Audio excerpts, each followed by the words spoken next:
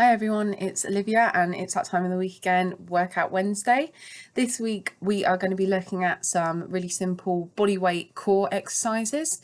So thinking back over previous weeks, what we've done so far, we've looked at body weight exercises such as squats and lunges.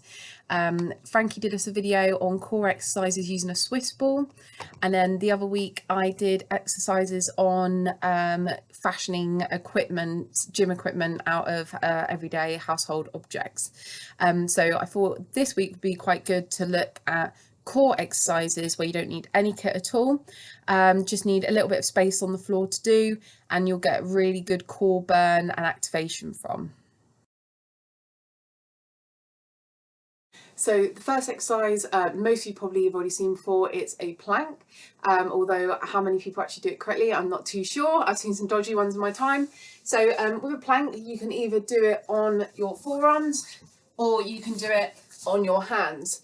But the main point being with a plank is that you want your body to stay in a straight, flat line the whole time, almost like a tabletop.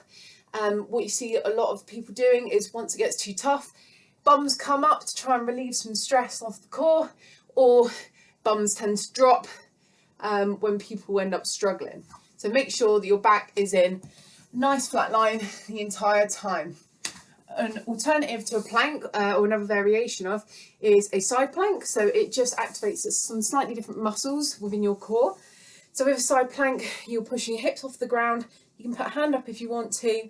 And if you struggle putting your feet on top of each other, you can actually stagger your feet. Because I know a lot of people struggle with balance in this one. And the point is just to drive your hips up to the ceiling. The next exercise we're going to look at is knees to elbow. So this activates a slightly different part of our core than what a plank would. So with knees to elbow, we're going to be lying on our back. We're going to have arms at our head.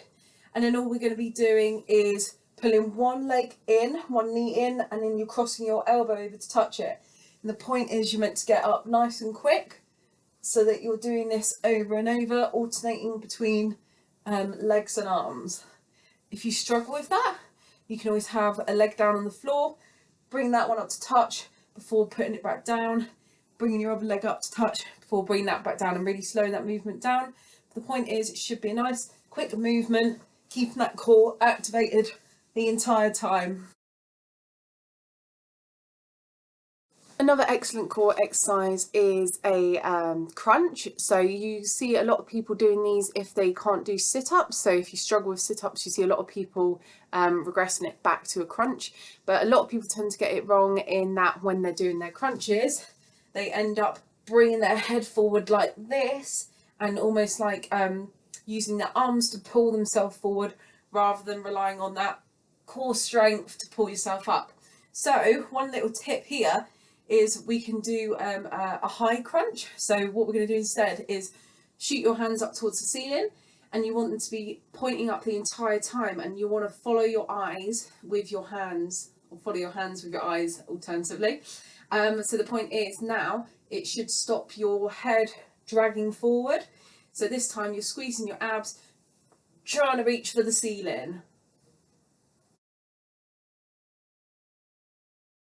Next, we've got two exercises that I'm going to do at once because they're very, very similar.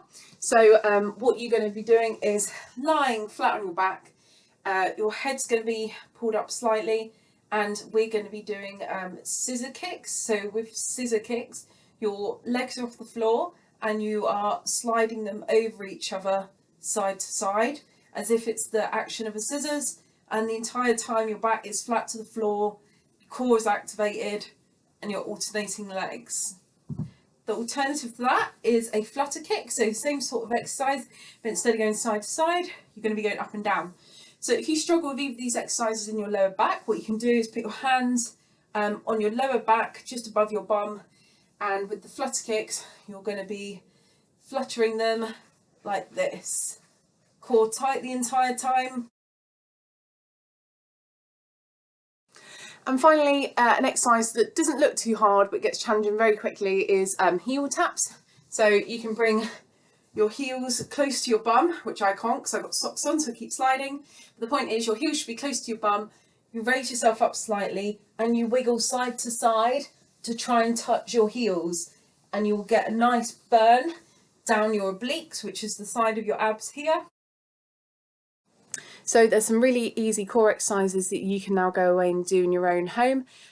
You can make up your own workout by potentially doing 30 seconds on each core exercise, pick maybe 4 or 5, and after you've done your 30 seconds on each, have a minute's rest, do that a couple of times through. It'd be quite challenging.